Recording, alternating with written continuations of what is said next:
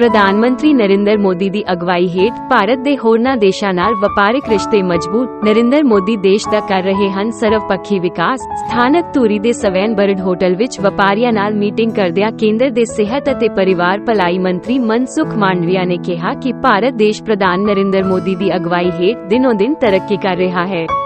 ਉਨ੍ਹਾਂ ਕਿਹਾ ਕਿ ਪ੍ਰਧਾਨ ਮੰਤਰੀ ਨਰਿੰਦਰ ਮੋਦੀ ਅਗਵਾਈ ਹੇਠ 9 ਸਾਲਾਂ ਵਿੱਚ ਭਾਰਤ ਦੇਸ਼ ਦੇ ਵੱਖ-ਵੱਖ ਹੋਰਨਾਂ ਦੇਸ਼ਾਂ ਨਾਲ ਆਪਸੀ ਵਪਾਰਿਕ ਸੰਬੰਧ ਹੋਰ ਮਜ਼ਬੂਤ ਹੋਏ ਹਨ, ਜਿਸ ਨਾਲ ਭਾਰਤ ਦੀ GDP ਵਿੱਚ ਵਾਧਾ ਹੋਇਆ ਹੈ।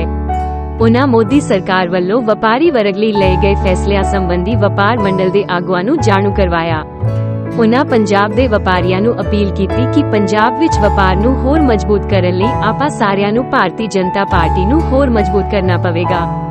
इस मौके अरविंद खन्ना साबका विधायक सीनियर मीत प्रधान भाजपा, केवल सिंह ढिल्लों साबका विधायक सीनियर मीत प्रधान भाजपा, डॉक्टर महेंद्र सिंह साबका मंत्री यूपी, डॉक्टर AR शर्मा सी MD ਰਾਈਸਿਲਾ ਹੈਲਤ ਭਾਜਪਾ ਦੇ ਧੂਰੀ ਹਲਕਾ ਇੰਚਾਰਜ ਅਤੇ ਜ਼ਿਲ੍ਹਾ ਪ੍ਰਧਾਨ ਰਣਦੀਪ ਸਿੰਘ ਦਿਓਲ, ਭਾਜਪਾ ਆਗੂ ਦਮਨ ਥਿੰਦ ਬਾਜਵਾ, ਜਤਿੰਦਰ ਕਾਲੜਾ, ਮਨਿੰਦਰ ਸਿੰਘ ਕਪਿਆਲ, ਵਿਕਰਮਜੀਤ ਸਿੰਘ, ਗੁਰਮੀਤ ਸਿੰਘ ਹੰਡਿਆਇਆ, ਜ਼ਿਲ੍ਹਾ ਪ੍ਰਧਾਨ ਬਰਨਾਲਾ, ਭੁਪੇਸ਼ ਜਿੰਦਲ ਧੂਰੀ, ਜਗਦੇਵ ਜਿੰਦਲ ਜੱਗਾ ਭਾਜਪਾ ਆਗੂ, ਕ੍ਰਿਸ਼ਨ ਕੁਮਾਰ ਨੀਲੂ ਮਿੱਤਲ ਸਰਕਲ ਪ੍ਰਧਾਨ, ਜੋਗਿੰਦਰ ਖਾਲਸਾ ਭਾਜਪਾ, ਵਪਾਰੀ ਆਗੂ ਹੰਸਰਾਜ ਬਜਾਜ, ਅਰੁਣ ਆਰੀਆ, ਪ੍ਰਦੀਪ ਗਰਗ ਤੋਂ ਇਲਾਵਾ ਵੱਡੀ ਗਿਣਤੀ ਵਿੱਚ ਵਪਾਰੀ ਆਗੂ ਅਤੇ ਭਾਜਪਾ ਦੇ ਵਰਕਰ ਹਾਜ਼ਰ ਸਨ।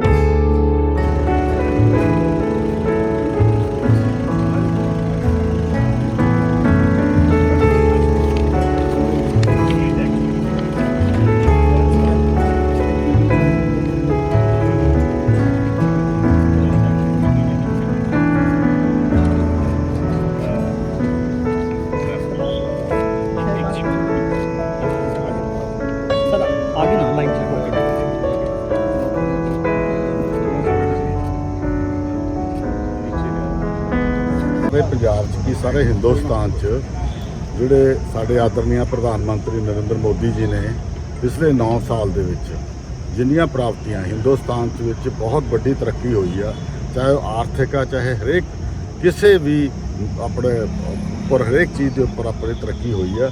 ਸੋ ਉਹਨੂੰ ਦੇਖਦੇ ਹੋਏ ਅੱਜ ਅਸੀਂ ਧੂਰੀ ਦੇ ਵਿੱਚ ਵਪਾਰ ਸੰਮੇਲਨ ਜਿਹੜੇ ਵਪਾਰੀ ਆ ਉਹਨਾਂ ਲਈ ਨਰਿੰਦਰ ਮੋਦੀ ਜੀ ਨੇ ਕੀ ਕੀਤਾ ਔਰ ਜੇ ਵਪਾਰੀਆਂ ਦੀ ਕੋਈ ਹੋਰ ਦੁੱਖ ਤਕਲੀਫ ਉਹਦੀ ਸੁਣ ਲਈ ਸਾਡੇ ਬਹੁਤ ਹੀ ਆਦਰਨੀय ਸਤਿਕਾਰਯੋਗ ਜਿਹੜੇ यूनियन होम मिनिस्टर ने मनसुख मांडविया जी ते नरेंद्र भाई जो हैं गुजरात यूपी के उत्तर प्रदेश से, वो दोनों यहाँ आ रहे हैं, दोनों मंत्री और लोगों को सुनने के लिए दूरी। कितने साल की चोणें आ रही है 2024 की चोणों को लेकर कैसी तैयारी है? बहुत बढ़िया तैयारी है जी। लोगों को पता लग गया कि हिंदुस्तान तरक्की कर रहा, पंजाब तरक्की नहीं कर रहा। पंजाब दे विच भारतीय जनता पार्टी आएगी तो पंजाब का भला होगा। कौन से मुद्दे को लेकर चोन लड़ी जाएगी? देखो पंजाब दे विच तां सारे मुद्दे ही आ। लॉ एंड ऑर्डर का मुद्दा तां पंजाब का, उधरों ये नाल जिवें योगी जी ने उत्तर प्रदेश किया, भारतीय जनता पार्टी की प्राप्ति आ।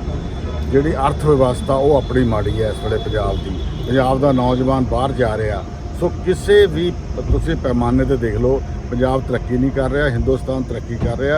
सो उहनूं देखते हुए लोगों ने मन बनाया कि असीं अगली सरकार जिहड़ी हैगी आ वो भारतीय जनता पार्टी दे। अज जी व्यापारियों ने मीटिंग की जा रही, उस बारे की कहना? देखो व्यापारियों की सारी गलबात सुनांगे जो व्यापारियों लई हिंदुस्तान दे विच देखो इस वेले इकोनमी 11वें नंबर तो 5वें नंबर पर आ गई। हुण जिहड़ी अपनी GDP ग्रोथ आ 7% ते आई आ।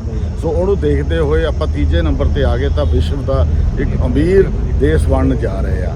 सो असीं चाहुंदे आ कि पंजाब भी ਉਹਦੇ ਵਿੱਚ ਹਿੱਸਾ ਹੋਵੇ। ਪੰਜਾਬ ਨੰਬਰ 1 ਤੇ ਹੁੰਦਾ ਸੀ, ਅਸੀਂ ਮੁੜ ਕੇ ਪੰਜਾਬ ਨੂੰ ਨੰਬਰ 1 ਤੇ ਲਿਆਉਣਾ ਚਾਹੁੰਦੇ ਹਾਂ। जो 9 साल की प्रधानमंत्री साहब की जो प्राप्तियां हिंदुस्तान वास्ते ਉਹਦੇ ਵਿੱਚ ਪੰਜਾਬ भी आंदा, तो ये गल्लां सारिਆਂ ਨੂੰ ਦੱਸਣੀ है कि ਆਪਾਂ किस तरीके नाल पिछले 9 साल जो कि साडी कार्यकरनी रही है पंजाब पार्टी की, साडी सरकार की, ते अगले 1 साल तो ਉਹਦੇ ਬਾਅਦ 24 ਦੇ ਵਿੱਚ जब दोबारा मोदी साहब की सरकार बनेगी ਉਹਦੇ ਵਿੱਚ ਸਾਡੀ की नीतियां रहनी है, की पॉलिसियां बननी है, किस तरीके नाल आपां व्यापारियों नूं ते इंडस्ट्री नूं आगे ले जाना चाहते हैं। तो इस मुद्दे ते अज मीटिंग 2024 ਦੀਆਂ ਚੋਣਾਂ ਨੂੰ ਲੈ ਕੇ ਪਾਰਟੀ ਵੱਲੋਂ ਕਿਸ ਤਰ੍ਹਾਂ ਦੀਆਂ ਤਿਆਰੀਆਂ ਨੇ, ਕਿਹੜੇ ਮੁੱਦਿਆਂ ਨੂੰ ਲੈ ਕੇ ਚੋਣ ਮੈਦਾਨ ਚਾਹੋਗੇ? देखो मैं हमेशा कहना कि पिछले 9 साल जिन्हें इस देश के विच विकास के काम होए हैं, खास करके मिडिल क्लास के गरीबां वास्ते वो साडे मुख मुद्दे हैं।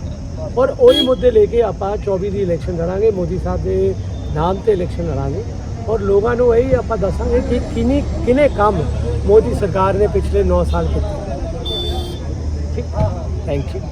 ਇੱਕ ਮਿੰਟ ਸ਼ਾਰਟ ਕਰ ਲਈ। ਤੁਸੀਂ ਕੀ ਕਰਦੇ ਹੋ? ਕੁਆਲਿਟੀ ਕੰਟਰੋਲ ਵਾਲਿਆਂ ਨੂੰ ਪੈਸਾ ਦੇ ਕੇ ਆਪਦੇ ਗੱਡੀਆਂ ਲਾਉਂਦੇ ਹੋ। ਉਹ ਪੈਸਾ ਕਿੱਥੋਂ ਆਊ ਜਦੋਂ ਵਪਾਰ ਦੇ ਵਿੱਚ ਕੋਈ ਪ੍ਰੋਫਿਟ ਨਹੀਂ? ਮੈਸੂਰ ਦੇ ਵਿੱਚ CFTR ਦੀ ਇਹ ਲੈਬ ਆ ਜਿਹਦੇ ਵਿੱਚੋਂ ਇਹ ਸਾਰੇ ਜਿਹੜੇ ਰਾਈਸ ਮਿਲ ਦੇ ਆਪਣੇ ਦੱਸੇ ਗਏ ਨੇ ਕਿ ਕਿੰਨੇ % ਮੋਇਸਚਰ ਹੋਣਾ ਚਾਹੀਦਾ, ਕਿੰਨੇ % ਬਰੋਕਰ ਹੋਣੀ ਚਾਹੀਦੀ ਆ, ਜਿਹੜਾ ਸਿਲਕਾ ਉਹ ਕਿੰਨੇ % ਰਾਈਸ ਬ੍ਰੈਨ ਹੋਣਾ ਚਾਹੀਦਾ। ਪਰ ਅੱਜ ਤੱਕ ਕਿਸੇ ਸਰਕਾਰ ਨੇ ਉਹ पैमानिया ना मनिया। अब हम भाषण करेंगे तो ही आपको पता चले, ऐसा समय नहीं है। अभी इलेक्ट्रॉनिक मीडिया का समय है, प्रिंट मीडिया का समय है, सोशल मीडिया का समय है। आज कनाडा में क्या घटना हुई है, हमें मिनटों में हमारे सोशल मीडिया पर हम चौराहे पे बैठे हैं, वहां पान मसाले खाते खाते देख लेंगे और आपस में बात कर लेंगे कि कनाडा में ये हुआ, देश में उड़ीसा में रेलवे एक्सीडेंट हुआ, प्रधानमंत्री जी पहुंचे, प्रधानमंत्री जी ने कॉल किया, हेल्थ मिनिस्टर पहुंचे, तुरंत ही पता चलता है। एक समय था जब कोई बताते नहीं थे, न्यूज़पेपर में आते नहीं थे, तब तक लोगों को पता नहीं चलता था। दोस्तों, मोदी जी देश का नेतृत्व 9 साल से कर रहे हैं। हम सब लोगों ने 9 साल का पीरियड देखा है, कैसे देश बदला, कैसे देश आगे बढ़ा, सरकार चलाने का क्या तरीका में बदलाव आया, किस तरह से देश ने तरक्की की, देश का स्वाभिमान बढ़ा और नया भारत का निर्माण कैसे हो रहा। हम सब लोगों ने पिछले 9 साल की घटना को याद करें तो हमें पता चलता है। 2014 के पहले देश की क्या स्थिति थी। 2014 के पहले वर्ल्ड बैंक एक सूची निकालती है कहां इन्वेस्टमेंट करना चाहिए दुनिया को, उसके लिए उसमें से सजेशन मिलता है। तो उन्होंने अच्छे यहां इन्वेस्टमेंट करो सूची में तो इंडिया को नहीं लिया था, लेकिन 5 फ्रेजाइल कंट्री में इंडिया का नाम था। 5 फ्रेजाइल कंट्री यानी कि ये 5 देश में आप इन्वेस्टमेंट करेंगे तो रिस्क है, ये सूची में हिंदुस्तान का नाम था। उस वक्त देश में हर वर्ष कोई सरकार ऐसी नहीं होती थी जो डिफेंस इक्विपमेंट खरीदने में घोटाला न किया, और डिफेंस के एक बुलेट से लेके कोई वेपन दोस्तों हिंदुस्तान में नहीं बनता था, हमें बाहर से लाना पड़ता था। 2014 के पहले सरकार बनाने के लिए वायदे का व्यापार होता था, चुनाव आता था, वायदा किया जाता था, चुनाव पूरा होने के बाद वायदा ही रह जाता था। ऐसे पार्लियामेंट के फ्लोर पर बजट अनाउंसमेंट किया हो, पार्लियामेंट के फ्लोर पर गवर्नमेंट ने बजट के पहले कोई 10 साल 12 साल 15 साल पार्लियामेंट के फ्लोर पर लोकशाही के मंदिर में बोला हो कि हम यहाँ ट्रेन चालू करेंगे, हम यहाँ एक प्लान डालेंगे, हम यहाँ ब्रिज बनाएंगे, लेकिन ऐसे 2000 प्रोजेक्ट 2014 तक चालू ही नहीं हुआ था। दोस्तों, देश की स्थिति थी जहां पॉलिसी पैरालाइज होती थी। पॉलिसी तो बनती थी लेकिन पॉलिसी का इम्प्लीमेंटेशन नहीं होता था। वचन तो देते थे, उसका इम्प्लीमेंटेशन नहीं होता था। जनता एक ऐसी निराशा की स्थिति में थी, उसको देश के प्रति भी देश की जनता चाहती थी कि देश तरक्की करे। एक मिनिस्टर जेल में हो, वो वापस आया हो तो दूसरे मिनिस्टर जेल में चले गए हो, वो वापस आए हो, और वो तो सेंट्रल गवर्नमेंट के मिनिस्टर जेल में जाते थे, लेकिन तो कहे कि सेंट्रल गवर्नमेंट ने भेज दिया उसको जेल में। उनके ही मिनिस्टर जेल में क्यों जाते थे? उनकी ही सरकार में सीएजी का रिपोर्ट में घोटाला आता था, ये घोटाला वो ही सरकार में साबित होता था और उसकी धरपकड़ होती थी, जेल में भेजते थे।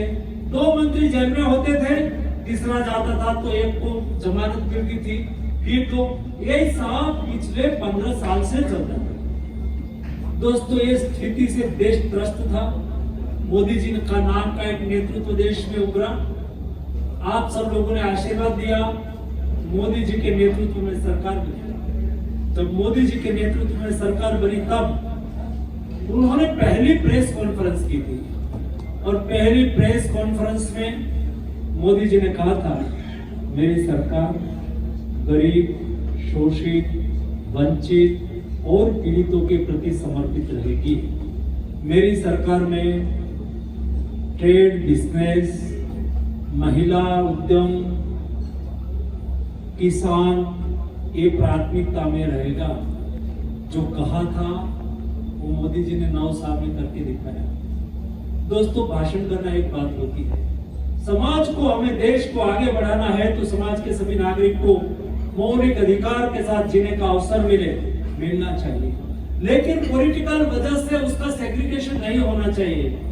दोस्तों, ये होता था, समाज को ज्ञाति, जाति, वर्ग, समुदाय में बांट के वोट की राजनीति होती थी। कैसे हमें वोट मिले, कैसे हम सरकार बनाए, वो ही लक्ष्य होता था। मोदी जी ने वर्क कल्चर को बदल दिया। मोदी जी ने एक वर्क कल्चर को डेवलप किया। मोदी जी ने कहा कि हम गरीबों के प्रति समर्पित रहेंगे। तो गरीब के प्रति समर्पित रहना मतलब ऐसा नहीं कि ये राज्य ने वोट दिया है तो वहां के गरीबों को लाभ मिले। सच्चर कमेटी भूतकाल में बन जाती थी, अलग अलग समिति बन जाती थी और सिफारिश कर देती थी, ज्ञाति जाति के आधार पर सरकार की योजना बन जाती थी। जी नहीं, गरीब गरीब होता है। उन्होंने में वोट में, पंजाब में हमारी स्टेट गवर्नमेंट नहीं है इसलिए पंजाब में लागू नहीं होगा, ऐसा नहीं। देश के 130 करोड़ जनसंख्या में जो भी गरीब है, जो भी ज्ञाति के है, जो भी समाज के है, जो भी जाति के हो, जो भी मजहब के हो, गरीब है, तो मोदी जी ने कहा कि हर गरीब को अपना घर मिलना चाहिए। दोस्तों, 3.5 करोड़ घर है। मोदी जी ने कहा हर घर में नल से जल, शुद्ध पेयजल मिलना चाहिए। 12.5 करोड़ परिवार में शुद्ध पेयजल आज टैप वाटर से मिलना शुरू हो गया। मोदी जी ने कहा कि हर परिवार में, गरीब घर में बिजली होनी चाहिए, हर गांव में बिजली होनी चाहिए। 2014 में 18,000 विलेज ऐसे थे वहां बिजली ही नहीं पहुंची थी। उन्होंने पहला एक काम किया, हमने वोट दिया है नहीं दिया है ऐसा नहीं कहा। ये स्टेट में 50 गांव में बिजली नहीं है, वहां तो हमारी सरकार ही नहीं बनती है, वहां हमें लाभ कोई फायदा करने से क्या फायदा? जी नहीं, ये देश के प्रधानमंत्री हैं। मोदी जी ने सोचा कि मैं देश के लिए, मेरी जिम्मेवारी है, केवल मुझे वोट किसी ने दिया हो नहीं दिया हो, डेमोक्रेसी है, जिसको जहां भी वोट करना है वो करे। मेरी जिम्मेवारी देश के 130 करोड़ की जनसंख्या के प्रति है। 18,000 गांव में बिजली पहुंची, हर घर में गैस का सिलेंडर मिलना चाहिए, हर घर में गैस का सिलेंडर मिल गया। दोस्तों, पहले योजना कैसी बनती थी? गरीब के लिए कोई योजना बनी और गरीब को चेक दे देते थे, चेक दे देते थे, उसका बैंक में अकाउंट ही नहीं होता था। और वो कहते थे, योजना बनती थी तब कहते थे, बैंक में अकाउंट खोलने के लिए जाते थे तो बैंक वाले क्या कहते थे, तू इनकम टैक्स नहीं भरता है, तुझे बैंक का अकाउंट ओपन करके क्या है, तुझे मिनिमम ये डिपॉजिट रखनी पड़ेगी।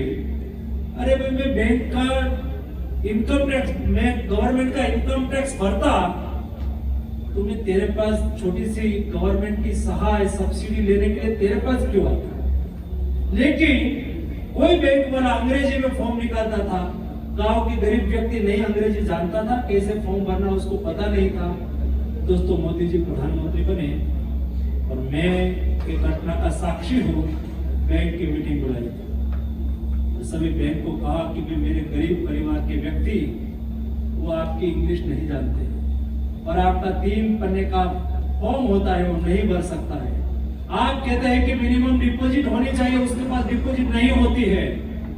आपको आइडेंटिफाई करना है किसका बैंक अकाउंट नहीं है, उसका फॉर्म आपको भरना है, वो साइन करना जाने न जाने तो आपका थप्पा उसका थप्पा उसके घर पे जाके आपको लगाना है और उसका बैंक अकाउंट 0 बैलेंस से ओपन कर देना है।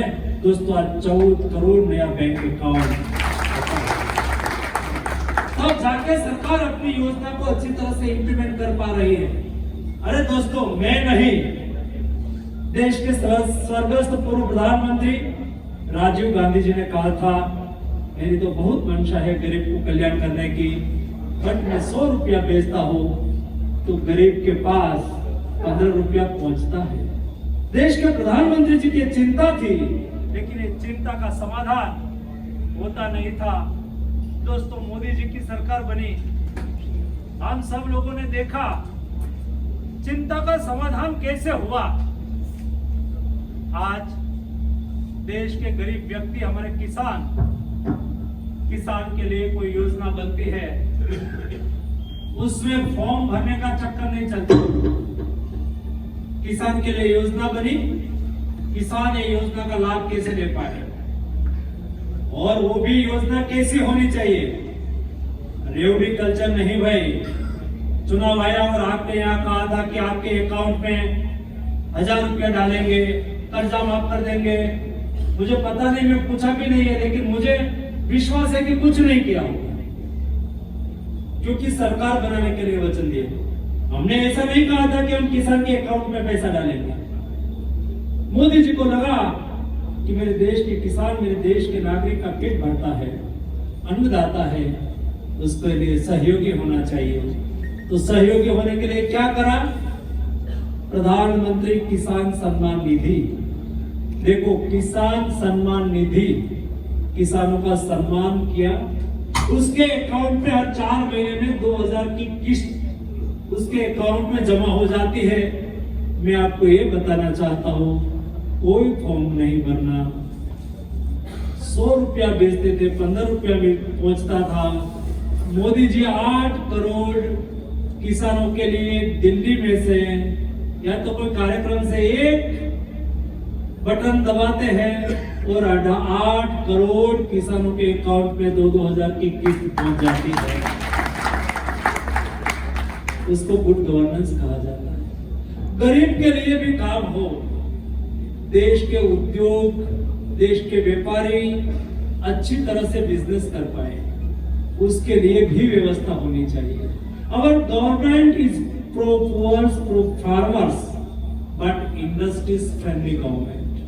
हमारी गवर्नमेंट किसान लक्ष्य गवर्नमेंट है, गरीब लक्ष्य गवर्नमेंट है, बट हम इंडस्ट्रीज फ्रेंडली है। हम जानते हैं आचार्य चाणक्य ने आज से 2000 साल पहले कहा था, कोई राज्य को समृद्ध होना हो तो ये राज्य यानी कि देश, ये राज्य के में रहने वाले महाजनों को राज्याश्रय देना चाहिए। राज्य में रहने वाले महाजनों को राज्याश्रय देना, उनकी भाषा में, वर्तमान भाषा में उसका अर्थ यह होता है कि यही था दुनिया में डेवलप्ड कंट्री में भी जीएसटी का इंप्लीमेंटेशन होने के बाद सरकार गई थी। तो कोई सरकार तो गवाना नहीं चाहेगा, लेकिन दोस्तों मोदी जी ने कहा शॉर्ट टाइम के लिए बच्चा छोटा होता है तो उसकी माँ उसको कड़वी दवाई देती है। 2 लाख करोड़ तक देश की जीएसटी की इनकम पहुंचने आई है, इसका उपयोग देश के लिए होगा। सरकार को कैसे चलना चाहिए और सरकार का कमिटमेंट होता है तो क्या होता है।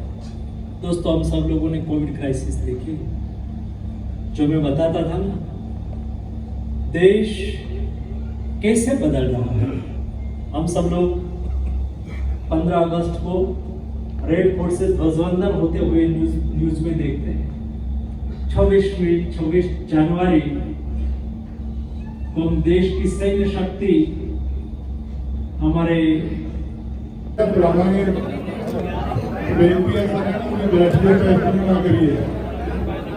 ਸੁਖ ਮੰਡਵੀਆ ਜੀ ਦੇ ਇੱਥੇ ਆਉਣ ਦਾ ਮੋਟਿਵ ਇਹ ਸੀਗਾ ਕਿਉਂਕਿ ਇੱਥੇ ਵਪਾਰੀ ਵਰਗ ਦਾ ਸੰਮੇਲਨ ਰੱਖਿਆ ਗਿਆ ਸੀ।